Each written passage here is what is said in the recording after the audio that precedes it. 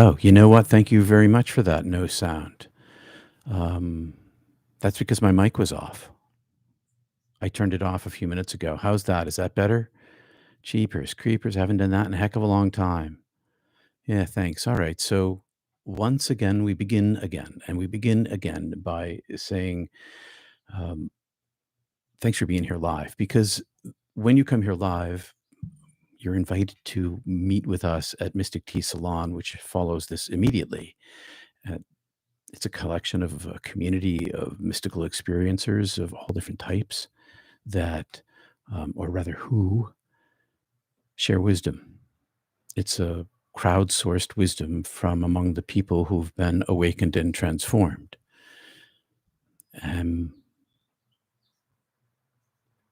Thanks for coming here now, and thanks for coming soon. I guess I'll be trimming the front of this video off a little bit.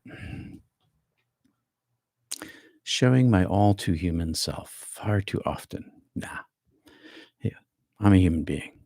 I'm a human being and a near death experiencer. And in answer to a comment they're asking about the top lessons, I'm going to share these 16 brief lessons from near death experiences to not just mine, to help you understand your spiritual life as we come to understand our own, because all of this comes out of experience. Like we're trying to figure it out too.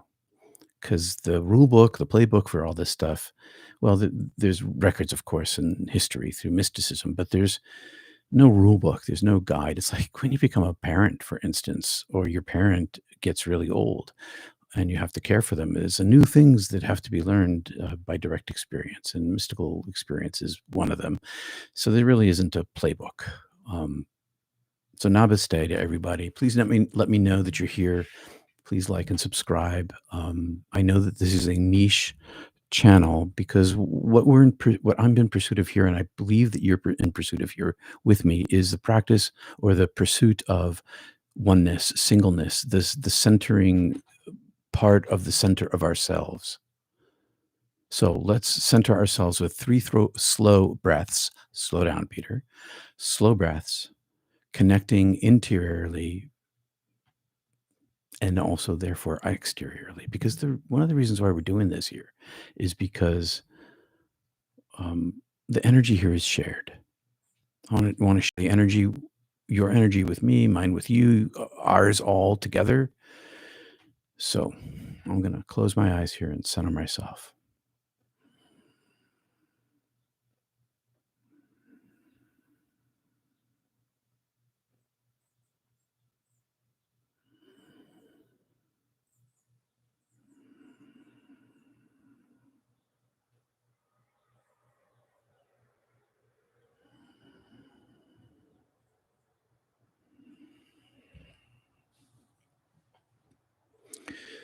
So I've been thinking about what might be helpful to you all.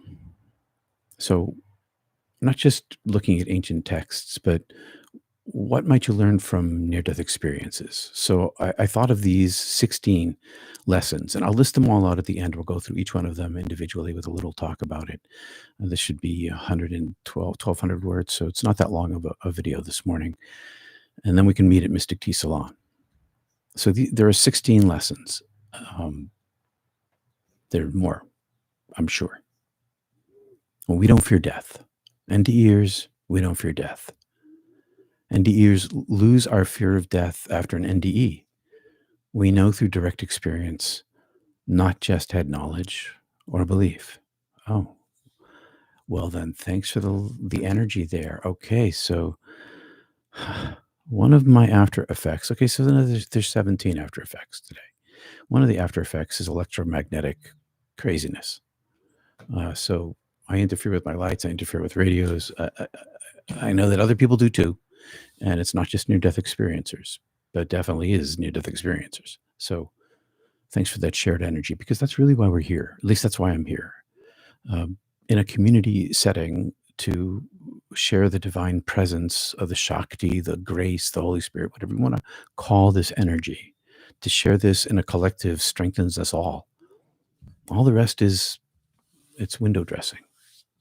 So NDErs, we're not afraid of death because we know through direct experience. Not just head knowledge or belief. Our consciousness, the real us, our soul self, higher self, inhabits and outlives our mortal body. This knowledge fundamentally shifts how we live our lives.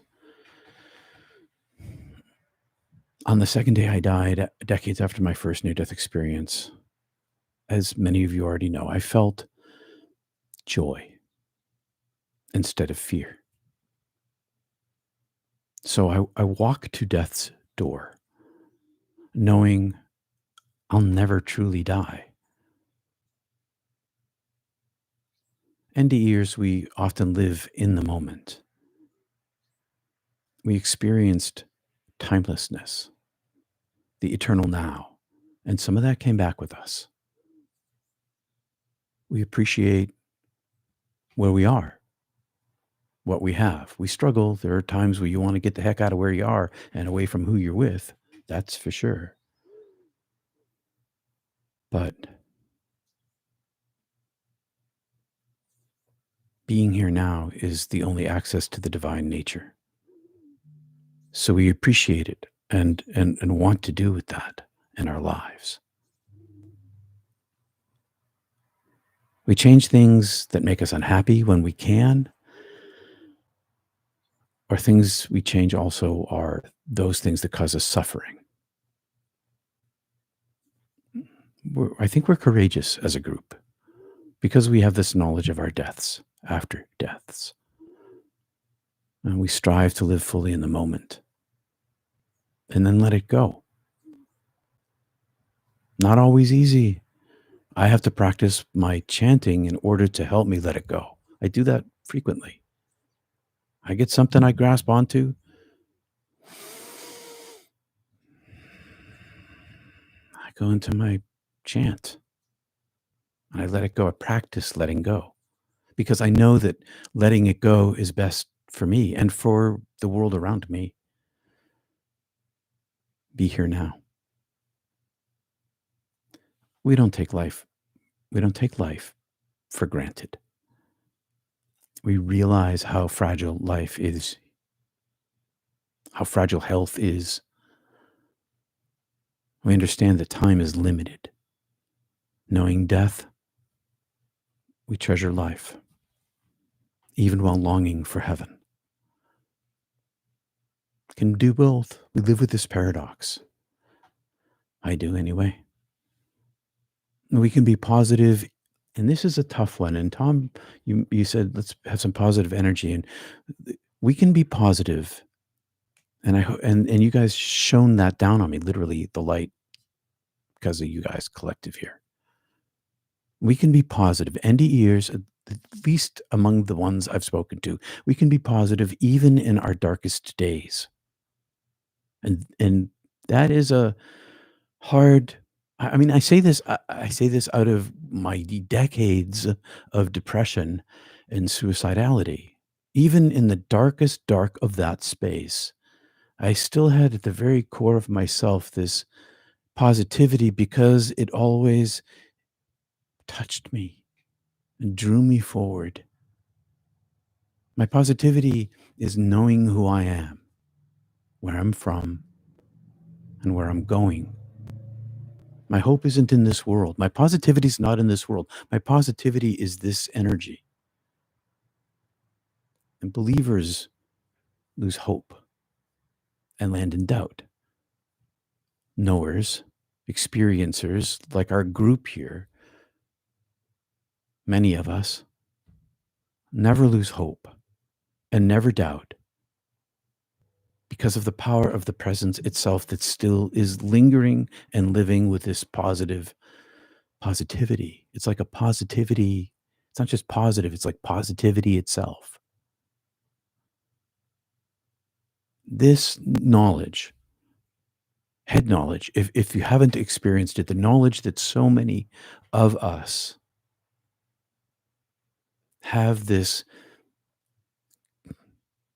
connection to the positivity, even if it's only a tiny micron in the ocean of a troubled life.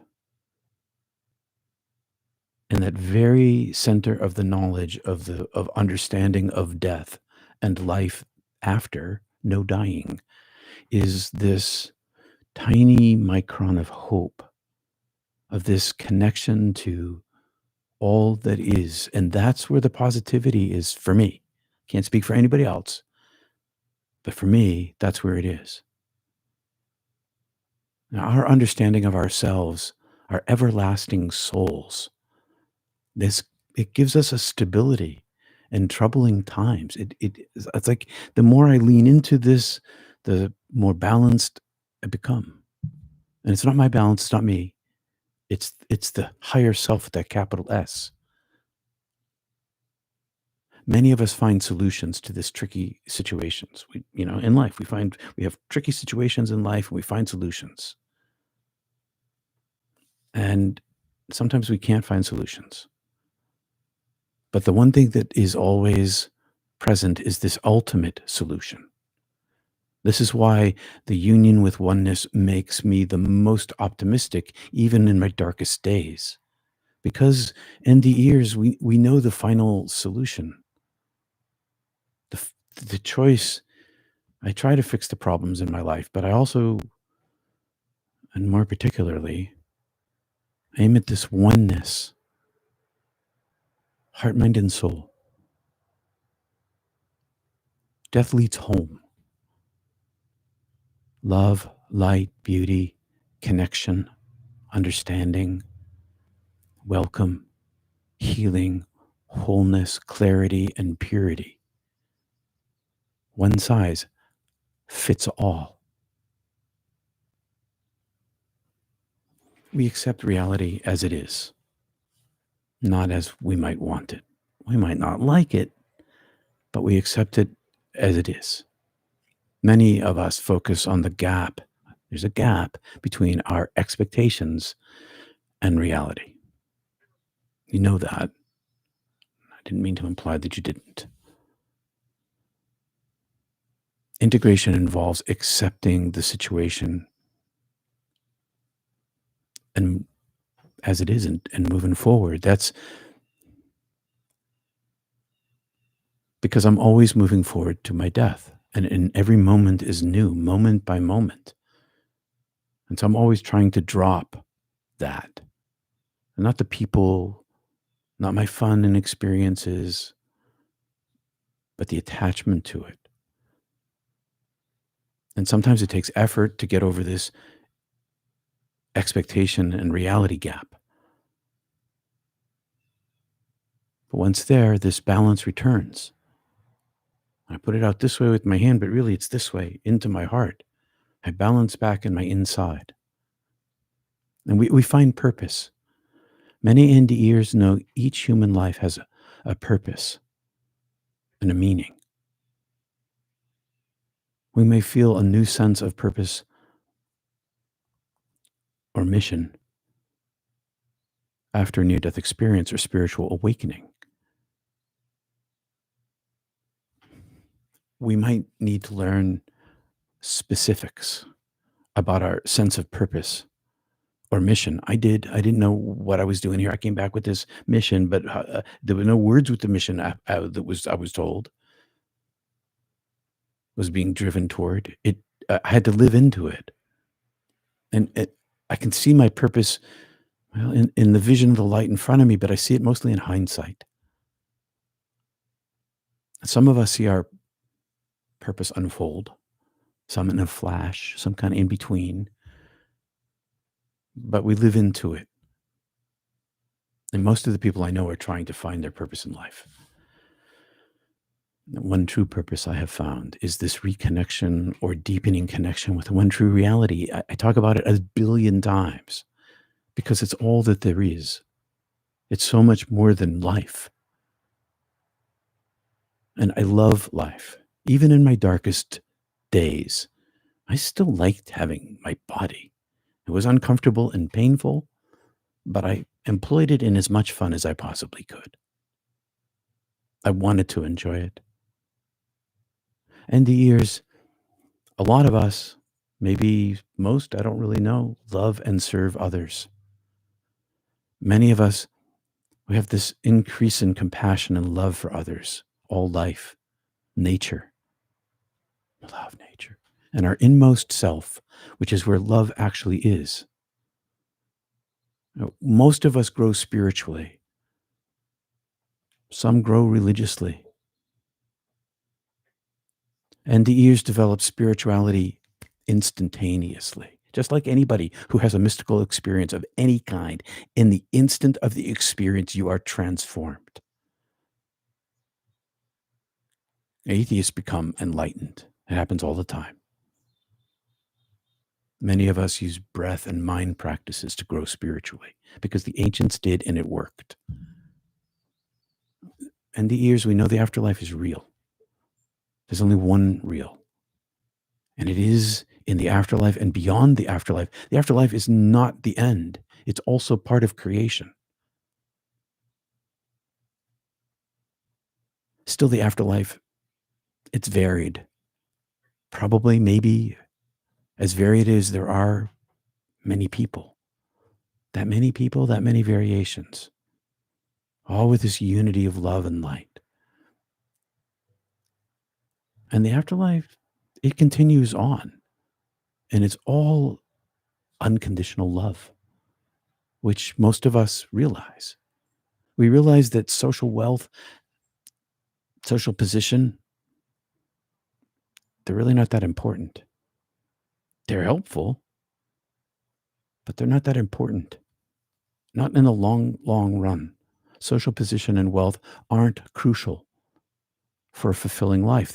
They're sometimes can get in the way. I know plenty of wealthy people and poor people who are blind, and plenty of both kinds who live fulfilling lives because they have a deep spirituality that they encountered, because this mysticism has no social or financial starting point. Everybody's welcome. And so many come, but they're not position and wealth. They're not important in the long run. You leave it behind. All things pass away. We don't take our wealth with us or our positions. We can take love and charity and kindness and compassion, for example. I I know of one near-death experiencer who took her own life, and I understand why she did it. Most of us, I have a prohibition against taking my own life, and I don't think many of us would. I don't think many of us do. I don't really know this statistic, but I came back with "Don't take your own life." This was directly told to me, and it kept me alive through my decades of integration struggles. And the other thing that kept me alive was this little bit of positivity. I could still see it. I was suicidal for decades, and I didn't take my life, although I prayed to die and go home every day. We all value life. I loved life itself. It was mine that I wasn't so happy with. Just wanted to go home. And because I couldn't go home, I found a way to bring home here. We value life and we avoid taking our own lives. NDErs gain knowledge and understanding. And we know that these things matter. Acquiring truthful head knowledge matters, and acquiring heart wisdom matters most. We don't waste time in dead end relationships. We avoid relationships that aren't beneficial or harmful, that are harmful. We might go all in our work. We fully commit to our mission, work, and passions, especially if that mission, work, and passions is the light itself in one form or another. That's the way to do it, I think.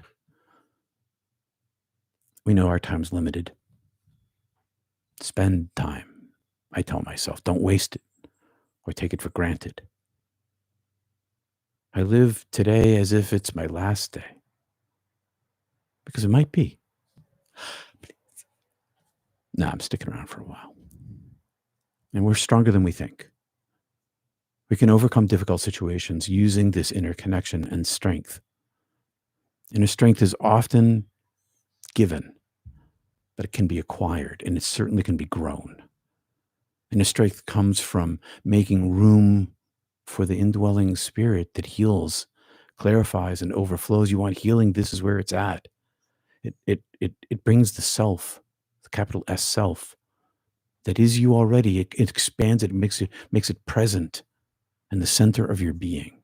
And if you look there, you'll find the strength you never knew that you had. Because once you taste the positivity, just a drop on the tip of your tongue, as many have, you know its power. So these are the 16 big lessons. We don't fear death. We live in the moment. We don't take life for granted. We can be positive in our darkest days. We can accept reality as it is, not as we want it to be. We find purpose. We love and serve others. We grow spiritually. Some grow religiously. We know the afterlife is real. We realize that social position and wealth aren't important.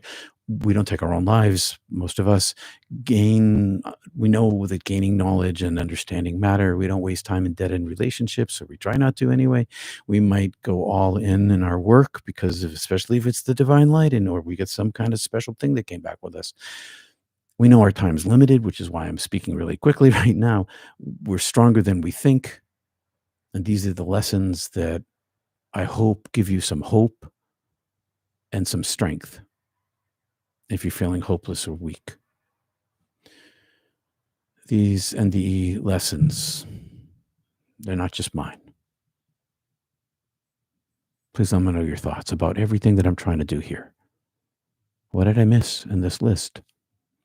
What have you experienced? And do you rely on other people's NDEs to give you strength? Or is it this energy, this glow? So up next at the top of the hour is Mystic Tea Salon. We're a gathering of mystics from around the world, sharing our wisdom and learning from each other. The link's definitely in the description today because I double checked, so it's there. So thanks for being here today and for your support. I appreciate it. Your gifts really do make a difference. You can visit peterpanagore.love if you want to book a time with me, a private session, or make a donation. Thanks. I'm going to go over here because somebody told me, a little birdie told me, you like it just when I talk. And maybe let's talk today, Mystic Tea, about what this Sunday morning is and how I can maybe improve it to make it better for you. Lights flashed last week during death doula training as I was sharing a powerful shared death experience. You had light flash, Ellen? See, that's what I'm talking about. That's what I'm talking about. I'm going to reread this. Lights flashed last week during death doula training as I was sharing a powerful shared death experience. You lit up and the room lit with you. Wow. That's what I'm talking about. Hi, Andrew. Hey, Rose. The whole country is grasping into identity politics. Yeah, Rose, I wondered about speaking about that, but I think you gave me this really great idea just now. And thank you, Rose, for your super chat, and Kate too, Kate Cat. My identity politics is oneness of being, because my identity becomes this other thing. Whenever my world is troubled, I retreat to this place. I've done it for decades. It's my sanctuary. It's where I can be myself, where I am myself, where my identity is me. And identity politics nationally, it's a real troubled thing. If people saw this inside themselves, and I know that it's a small segment of society that even looks, and there's a smaller group that keeps going, and it's a smaller group that has some, I don't want to use the word achievement, but I'm gonna achievement in it, practice in it, experience of it, a connection to it, and it's a smaller group that through practices have this experience. It's a large group of people who have it directly through after-death visitations and spontaneous visitations. Those are the people we need to reach on both sides of this identity politics, so that they can understand this one thing inside themselves, that we can bridge this gap between us. I don't know how else to do it. This oneness is everywhere in everything, and it makes us more compassionate. How to reach across this treacherous divide. I think about it a lot.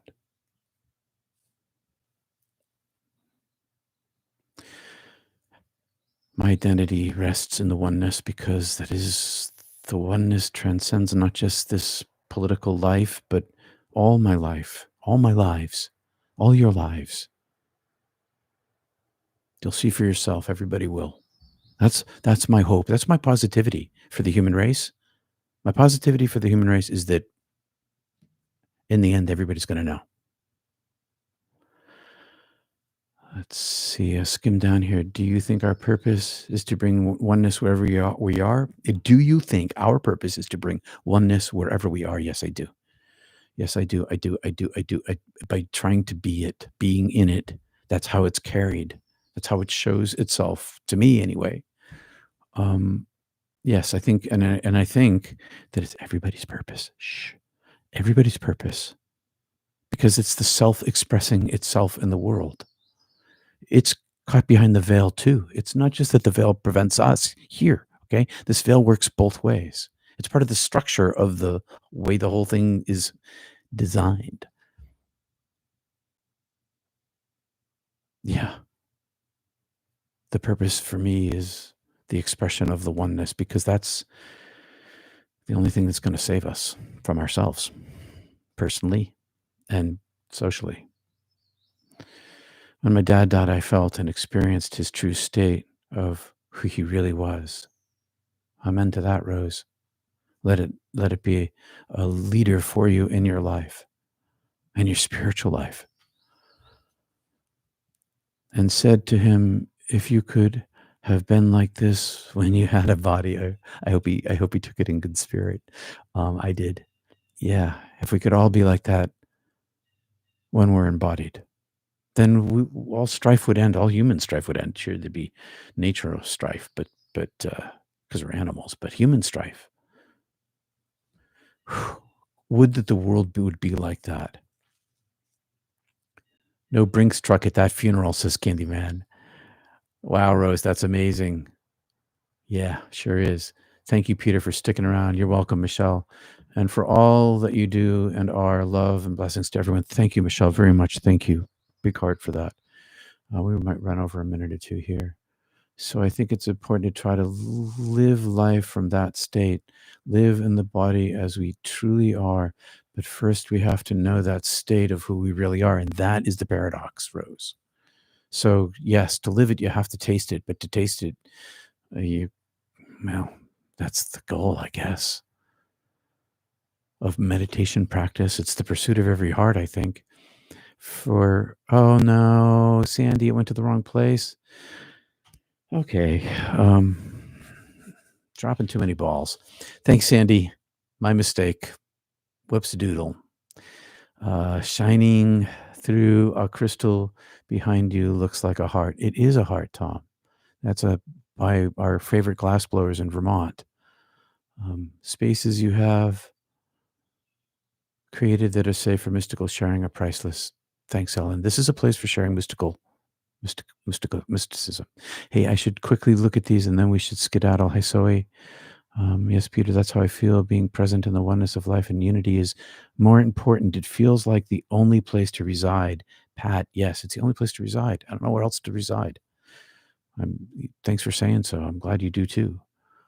I gain immense insight and comfort through yours and other NDE experiences. Having since 1975 and read Dr. Moody's book, I'm thankful for the divine creator. And so you just come here to rest and find some love and peace. Me too. All right, I'll see you in a couple of minutes. Peace and love. Thanks for being here. The link is below. And thanks for telling me that about the link, Sandy. Whoops. Peace.